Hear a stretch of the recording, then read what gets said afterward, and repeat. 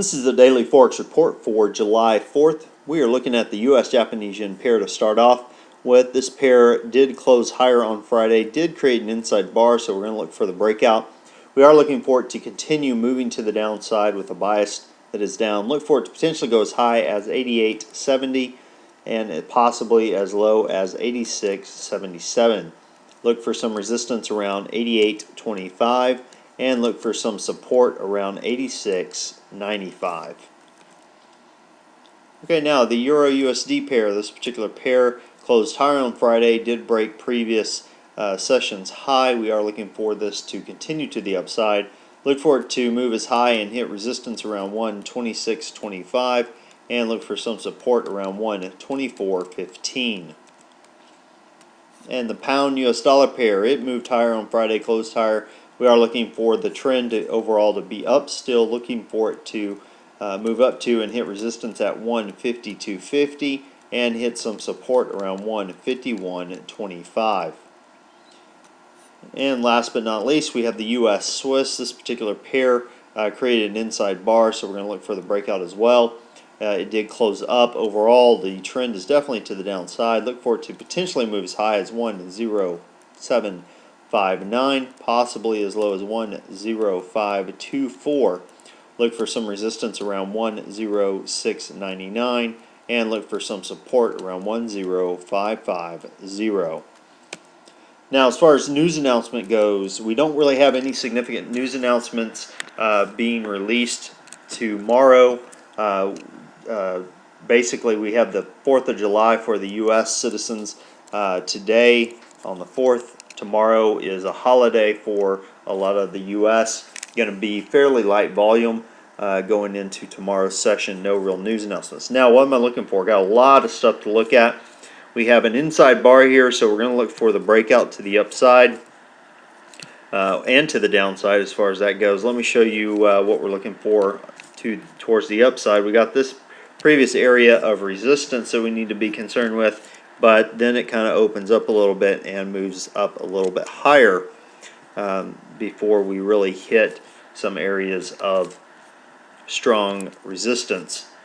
So basically we're looking to buy on the break here, go up about 20 pips before we hit the first resistance. You could go to break even at that point. Look for it to move up about 50 pips and then go as high as 160 if you are looking for a little bit longer play. Look for a buy, move to break even, and then trail your stop up with each subsequent move to the upside. And then eventually, once we get around the 90.00 mark, you may want to look to go ahead and exit. That's if we get a really strong pullback, pullback over the next session. Not sure if it'll get all the way up to this point. That'd be a very large volume day, and I just don't see it with the U.S. being closed. However, we could definitely see it break out of the range and come on down to this area. So look for it to take out some of these bottoms that we've had in the past if it does go to the downside. Okay, let's take a look at the Euro USD pair. This particular pair, there we go. Let me zoom back in. This pair closed up. We do have this very large day. I can see the market, I can very easily see the market pulling back from that. We have an area of support pretty quick, basically 20 pips. So if we get a break to the downside, look for a short. You can either take this 20 pip move or you can come on down and pull out of it a lot more to the next area of support. Just kind of depends on what you want to do. If you want to take the quick scalp with 12 pips or so, you can take it at the 124.68 mark, or you can come on down for another 80 pips. I do believe we'll see it zip through that area fairly quick. Same thing with the pound US dollar pair. This pair have a similar setup. We have a very strong day move to the upside. Friday was a somewhat low volume day. Then we have an area of previous resistance, which would now be support. If we get a break to the downside, should be able to pull about 20 pips out of that, no problem. Now the U.S. Canadian dollar pair, it's created a swing trade set up. So we have some inside bar trades, we have some pullback trades, and we have now a quick little swing trade here. If we get a break to the downside, look for it to come on down to this point. If it breaks out from there, we're looking here for the next around the 1.0475 mark to the downside.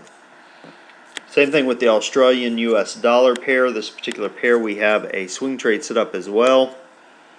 Got a fairly steep curve on it. Don't know if we'll get a break of it during this next session. If we do, we have two areas of resistance you need to be concerned with. First one's a good little ways from the market, about 25 pips or so, and then on up to over 100 pips. So look for that breakout. And we have a similar setup in the New Zealand US dollar. So a lot going on.